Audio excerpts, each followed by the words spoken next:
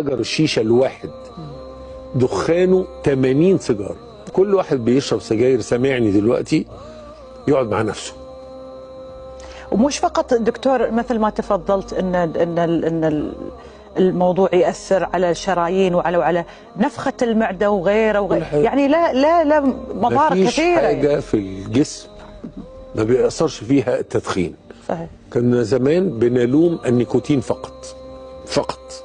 دلوقتي لا، السموكس، الدخان اللي طالع من السيجاره كارثه. عشان كده واحد يقول لي انا دكتور الحمد لله سمعت كلامك هبطل سجاير واشرب شيشه.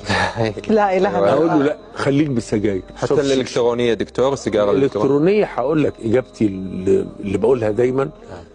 احنا عرفنا ان السجاير بتعمل مشاكل خصوصا الاورام بعد 80 سنه من استخدامها. ما يدريك الالكترونيه دي عواقبها ايه؟ صحيح. لسه ما فاتش الوقت فعلا. اللي خوف الناس منها او طمنها.